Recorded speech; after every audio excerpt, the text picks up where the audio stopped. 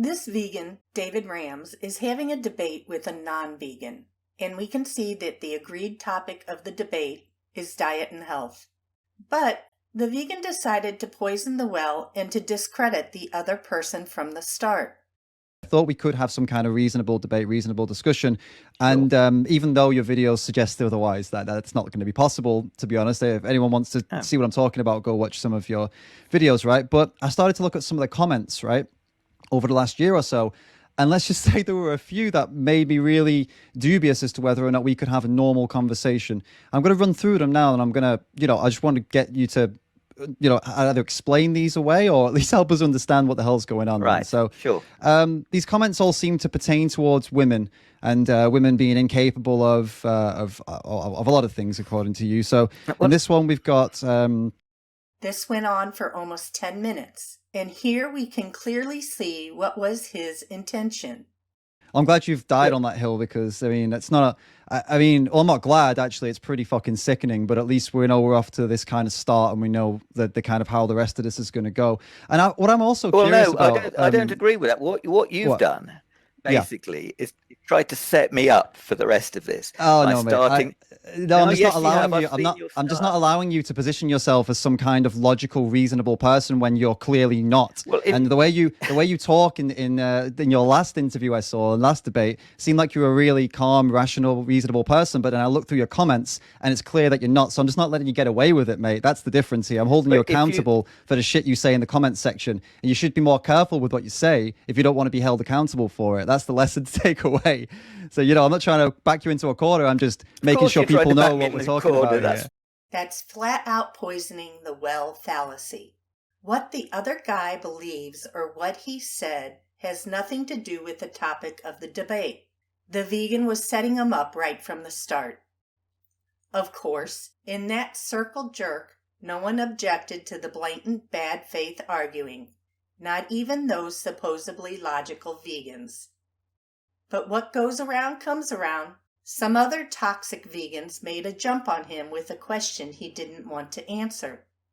But if your aim of having this conversation with me is genuinely because you want me to understand, because you think there's some good to be had here, you think it's good for the animals to be had here, then I would go with you one-on-one to talk about that, because I want to be, I don't want to end up embarrassing myself in front of like 100 people for one, and especially while these people are goading for blood. Like, you should see the comments, mate. I've got ask yourself calling me scum, coward. Like, I don't want to talk to you while this is happening. You're making the mistake of looking at the chat. I'm not looking at chat. No, sure, bro. No, but I'm saying, like, this is someone who's a very influential. A few minutes later. Can I just ask you, what do you think the danger is in answering like questions here, like in this room? Like, what do you think the problem? Like, what's the danger in doing that? I suppose it's a couple of things, really. I suppose the one thing is like how it felt like I don't like the feeling of being. It's hard to explain. Like, someone pings and then everyone's like rushing in here, and the aim is to like, oh, let's go screw this guy. It feels like a really uncomfortable place to be, where you're being scrutinized quite heavily, like that. So I that alone is a pretty shitty thing.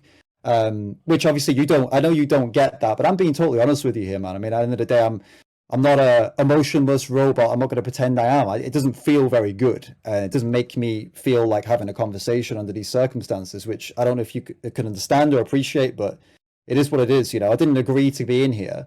I was in here having a casual chat, and all of a sudden 100 people turn up, and then it all goes bad. So he doesn't want to embarrass himself in front of a live crowd. He is uncomfortable when he is scrutinized like that.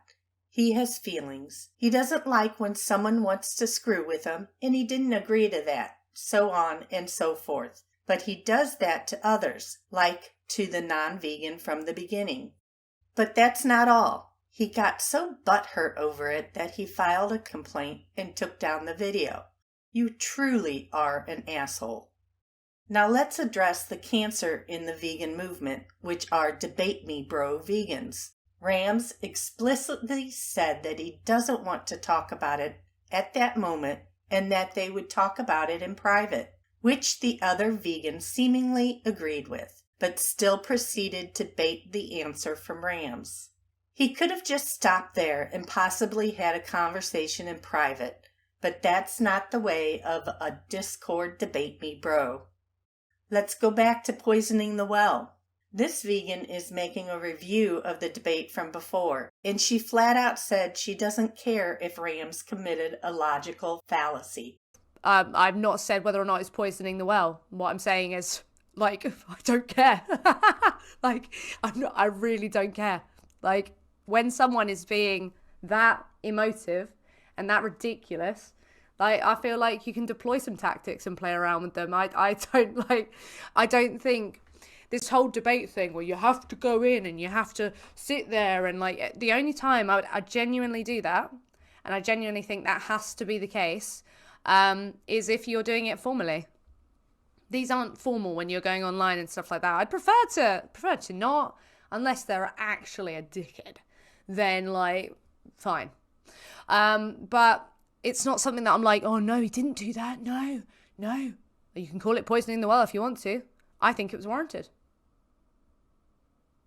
Like, it's got very much to do with what Vegan Vacancy believes. Are you Vegan Vacancy? You might be. You're sucking on the balls quite hard. You heard it. Character assassinations are warranted, according to her. But listen to this. Somebody goes, I'm asking you a yes or no question. Answer, yes or no. Most of the time, the other person would go, It's funny as well, because human conversation is not the same as debate. In a debate, you are expected to actually answer the questions that are presented to you. Otherwise, there's a problem there. I love how she goes from going, I'm a debate bro, this was a debate, and then, oh, well, natural human conversations. Yeah, there's loads of different types of conversations, and some conversations are, in a subset where there's different expectations. Like, for example, a debate, where if a yes or no question is presented to you, you give a yes or no, then you elaborate. Or if you really have some sort of issue with why that, yes or no question is wrong, you have to go, I'd love to answer that, but, like, I have some contentions with why this can't be a yes or no question. You can do that. But you were not like that. You're like, it's interesting, it's funny. The debate she is talking about was online. It wasn't formal. And yet she thinks there are rules that must be followed.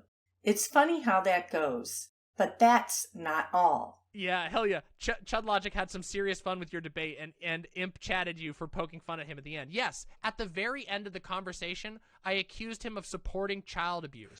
Wait, did Chud Logic respond to this? That was a dirty debate tactic. It was. I believe it was justified completely.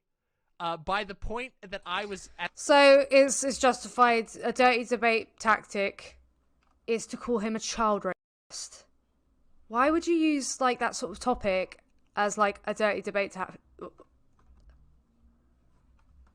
God, that's grim. And I thought it was a justified debate tactic. Hell yeah. She complains when others think it's justified or quote-unquote warranted to assassinate someone's character. And vegans like her are supposedly voices of reason in the vegan movement. What a joke.